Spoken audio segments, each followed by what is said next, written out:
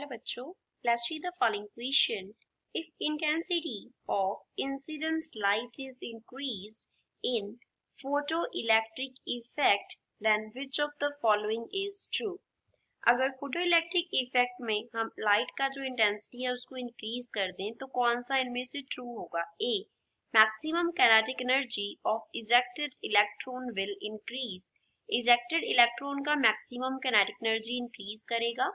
B, work function will remain unchanged, work function unchanged रहेगा. C, stopping potential will decrease. D, maximum kinetic energy of ejected electron will decrease. तो इनमें से क्या होगा? First of all, we will talk about the key concept used in the question. इस question में क्या की कॉन्सेप्ट यूज हो रहा है? तो यहाँ पे बात हो रही है फोटो इलेक्ट्रिक इफेक्ट की, फोटो इलेक्ट्रिक इफेक्ट की. तो फोटो इलेक्ट्रिक इफेक्ट को अंडरस्टैंड करने के लिए पहले हम यहाँ पे एक मेटल सरफेस कंसिडर कर लेते हैं. Late us say that this here denotes metal surface. जो हमने रेक्टेंगुलर बॉक्स बनाया वो मेटल सरफेस है, वो मेटल सरफेस है. तो उसमें हम ये इलेक्ट्रॉन्स जो है वो कंसिडर कर लेते हैं.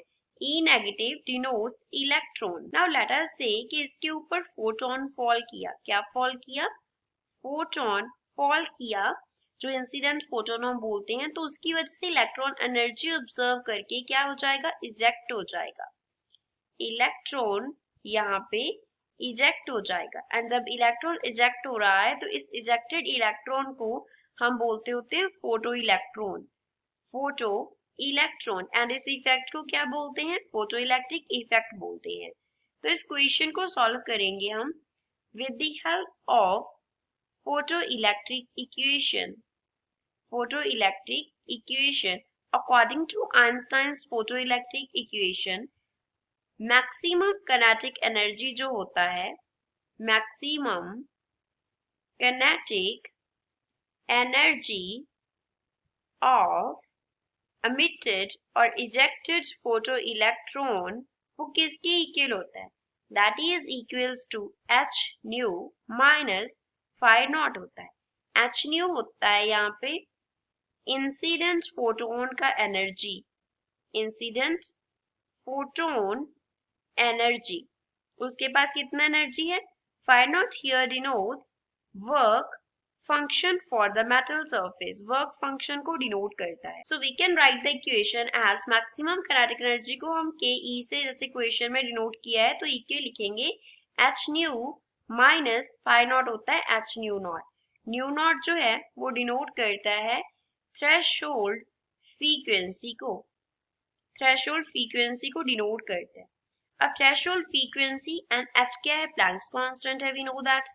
तो ये तो किसी भी सरफेस के लिए एक पर्टिकुलर वैल्यू होगी इसकी. तो वर्क फंक्शन तो किसी भी सरफेस का अपना एक पर्टिकुलर कैरेक्टर होगा, वो तो इंसिडेंट फोटोन की इंटेंसिटी पे डिपेंड नहीं करेगा. So we will say that work function will remain unchanged. Work function तो मेटल सरफेस का अनचेंज रहेगा. अब बात करते हैं किनेटिक एनर्जी की एंड स्टॉपिंग पोटेंशियल की. अगर हम इंसिडेंट लाइट्स का इंटेंसिटी इंक्रीज कर रहे हैं, इंटेंसिटी ऑफ इंसिडेंट लाइट हमने क्या कर दिया? इंक्रीज कर दिया. तो उसकी वजह से क्या होगा? नंबर ऑफ फोटॉन्स जो फॉल कर रहा था वो इंक्रीज होगा.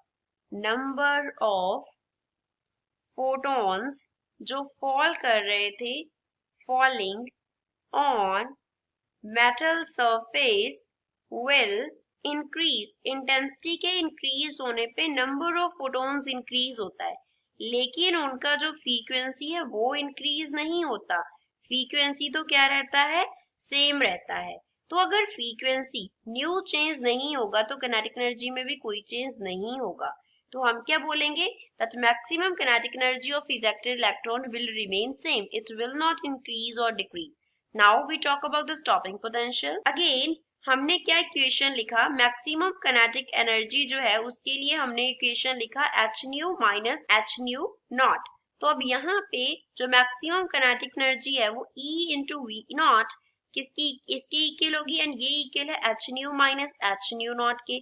तो यहाँ पे जो V नॉट है वो डिनोट कर रहा है स्टॉपिंग पोटेंशियल को। V not is stopping potential. तो अगेन जो स्टॉपिंग पोटेंशियल है वो भी किस टर्म पे डिपेंड करता है, दैट डिपेंड्स अपॉन फ्रीक्वेंसी। लेकिन अगर फ्रीक्वेंसी सेम रहेगा तो जो V नॉट है वो भी क्या रहेगा, सेम रहेगा, so it will not decrease. तो थर्ड भी क्या है, रॉन्ग है। Only correct option, only true option is B. So B is the final answer for the given question. I hope you understood well. Thanks.